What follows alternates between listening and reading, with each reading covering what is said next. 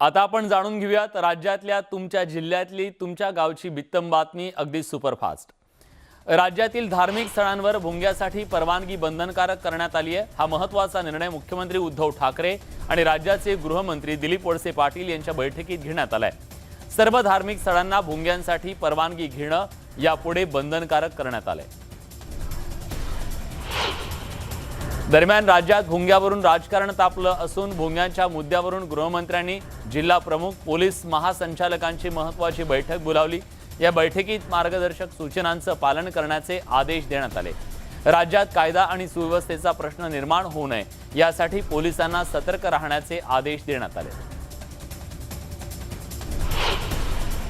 दरम्यान सोशल मीडियाच्या माध्यमातून जातीय तेढ निर्माण करणाऱ्या लोकांवर कायदेशीर कारवाई केली जाणार असल्याचं गृहमंत्री दिलीप वळसे पाटलांनी स्पष्ट केलंय। राज्यात मशिदींवरच्या भोंग्यांचा वाद सुरू असताना नाशिकच्या पोलीस आयुक्तांनी महत्त्वाचे आदेश दिलेत।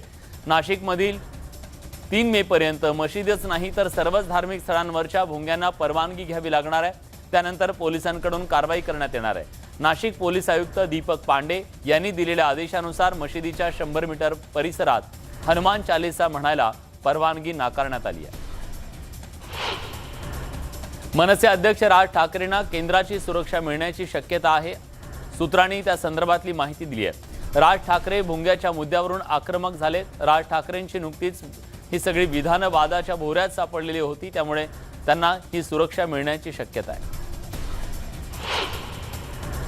अमरावतीतल्या अचलपूरमध्ये 2 गटात तुफान राडा झाला। त्यानंतर कायदा सुव्यवस्था राखण्यासाठी पोलिसांकडून भाजप कार्यकर्त्यांना शहरात बंदी घालण्यात आली आहे। दरम्यान चांदूर बाजार नाक्यावर भाजपच्या पदाधिकाऱ्यांना पोलिसांनी ताब्यात घेतलं। 25 जणांना पोलिसांनी ताब्यात घेतलं असून त्यांना आसेगाव पोलीस ठाण्यात नेण्यात आलंय।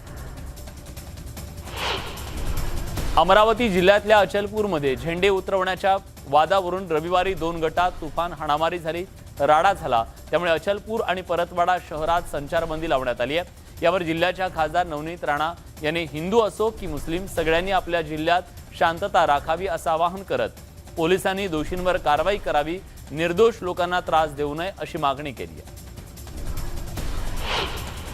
अमरावतीतील अचलपूर राडा प्रकरणी आतापर्यंत 23 आरोपींना अटक करण्यात आली आहे। आणखी 100 ते 150 आरोपींना अटक करण्यात येणार असल्याची माहिती पोलिसांनी दिली आहे। तर अमरावती तसंच अकोल्यात सुद्धा मोठा पोलीस बंदोबस्त तैनात करण्यात आलाय।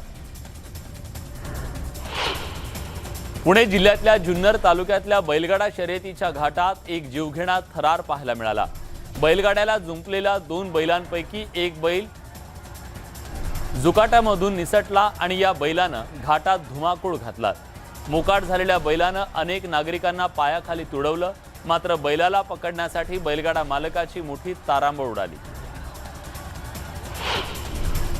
बीडच्या वडवणी तालुक्यातल्या उपळीमध्ये ज्योतिबाच्या यात्रेत 2 गटातल्या तरुणांच्या मध्ये अचानक मारहाणीला सुरुवात झाली। यावेळी या तरुणांनी जोरदार दगडफेक केली। अचानक घडलेल्या या प्रकारानं काही काळ यात्रेमध्ये तणाव निर्माण झाला। या दगडफेकीत काही जण जखमी झाले असून त्यांच्यावर वडवणी इथं उपचार सुरू आहेत। रत्नागिरी जिल्ह्यातल्या हिंदू मुस्लिम बौद्ध बांधवांच्या ऐक्याचं प्रतीक असलेल्या 700 वर्षांची परंपरा लाभलेल्या लाटवण भैरी भवानीची यात्रा मोठ्या उत्साहात पार पडली। भैरी भवानी यात्रेला हिंदू मुस्लिम बौद्ध धर्मियांची मोठ्या प्रमाणात हजेरी असते। भैरी भवानी यात्रेचा मान पूर्वापार पद्धतीने बौद्ध बांधवांना असतो। देवीच्या यात्रेचा उत्सव मानकरी मुस्लिम बांधवांचा असतो। त्यामुळे हिंदू मुस्लिम बौद्ध 3 धर्मियांनी मिळून एकत्रित हा उत्सव साजरा केला। अहमदनगर जिल्ह्यात नवस्फूर्तीसाठी गळवंतीला लटकण्याची अनोखी परंपरा शेकडो वर्षांपासून जपली जाते।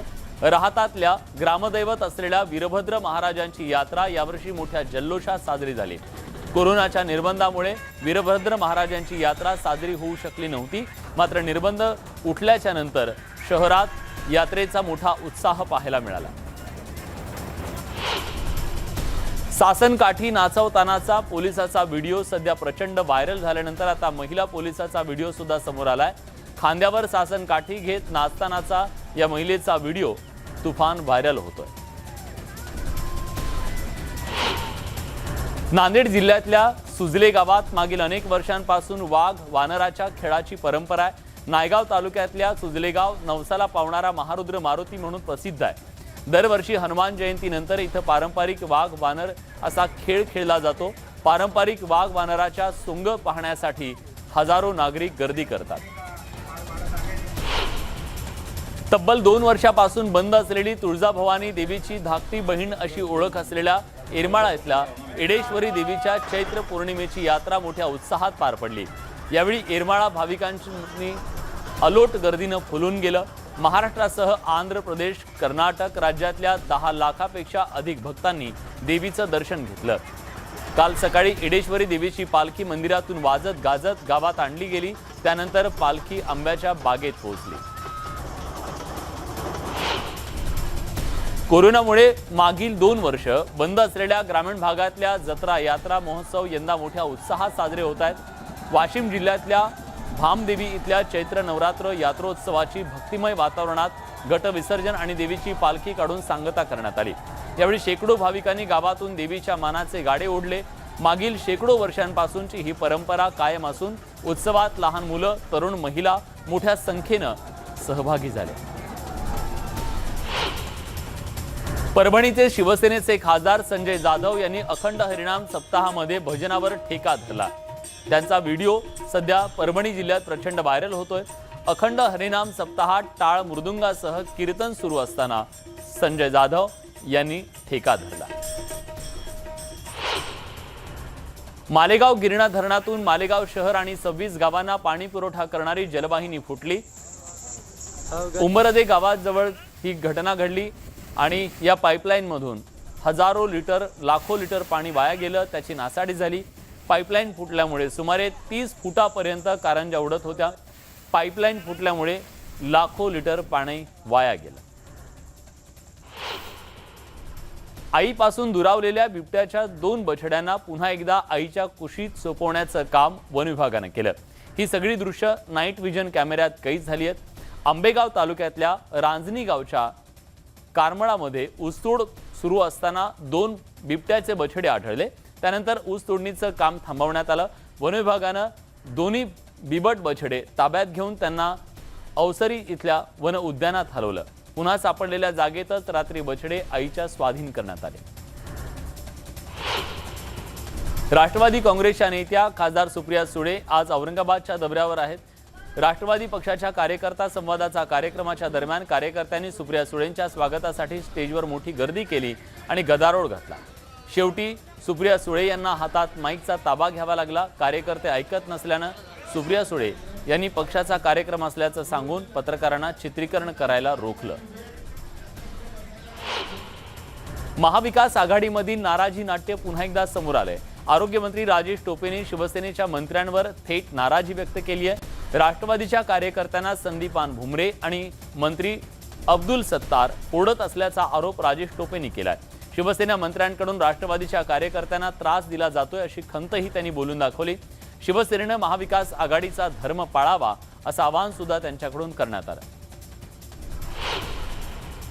10वी आणि 12वीचे निकाल वेळेवर लागतील अशी शक्यता आहे। साधारणतः 15 दिवसाच्या अंतरानं 10वी आणि 12वीचे निकाल लागतात। यावर्षी हे निकाल वेळेत लागतील असं मत वर्षा गायकवाड यांनी व्यक्त केलं। औरंगाबादमध्ये एक अनोखं आंदोलन सुरू होतं। शिक्षकांना अनुदान मिळत नाही म्हणून आयुष्य मरणासन्न झालं। त्यामुळे आंदोलनच मसणवाट्याच्या दारात सुरू झालं।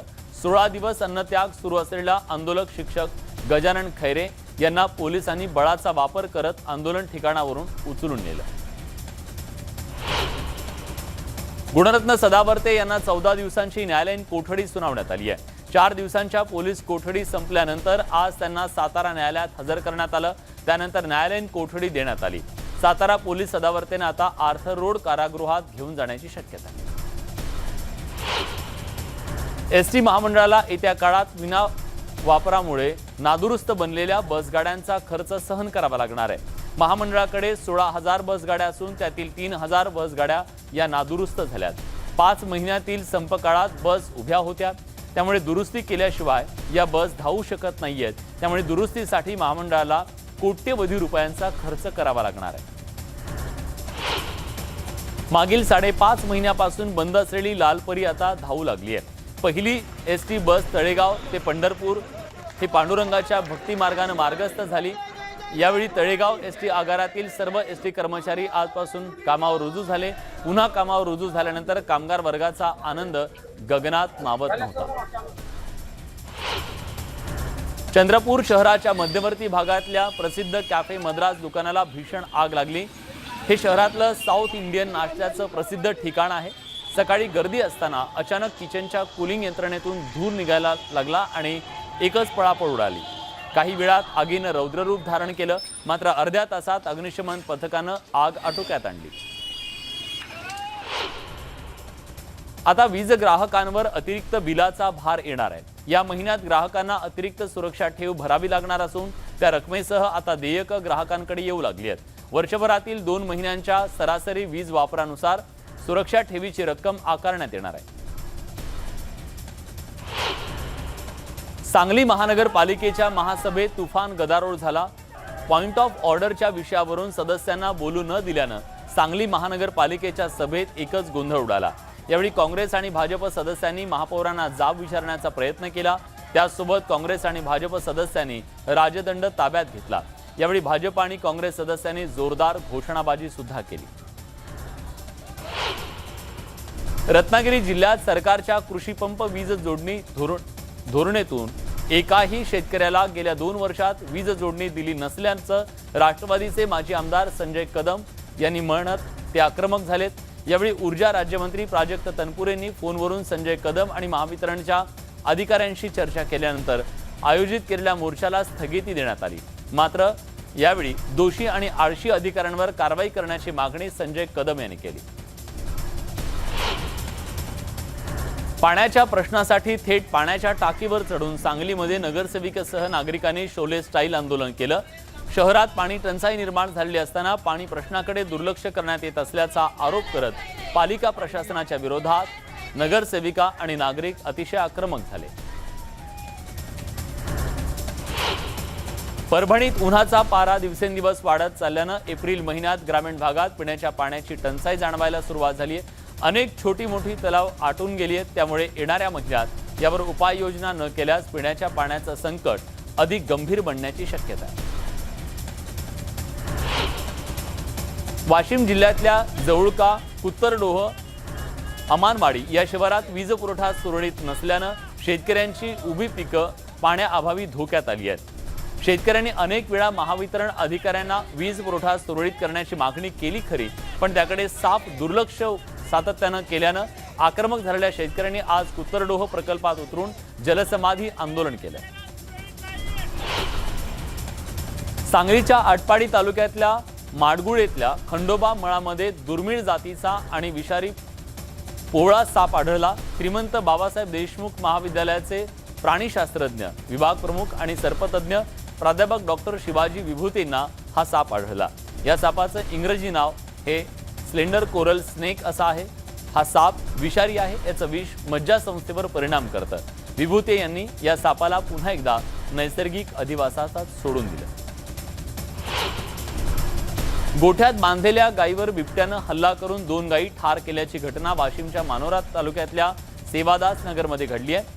मोहन राठोड यांच्या शेतातल्या गोठ्यात गायींवर रात्री बिबट्यानं हल्ला करून त्यातील 2 गायींना ठार केलं। त्यामुळे सेवादास नगर परिसरात सध्या भीतीचं वातावरण आहे। वन विभागानं बिबट्याला जेरबंद करण्याची मागणी शेतकऱ्यांकडून केली जाते। भंडारा जिल्ह्यातल्या आदिवासी बहुल क्षेत्र असलेल्या तुमसर तालुक्यातल्या गणेशपूर इथं आदिवासी समाजाच्या वतीनं सामूहिक विवाह सोहळा संपन्न झाला। यात 12 जोडपे विवाह बंधनात अडकले। आदिवासी बांधव आपली संस्कृती जपत सामाजिक रीतिरिवाजानुसार हा विवाह सोहळा पार पाडतात।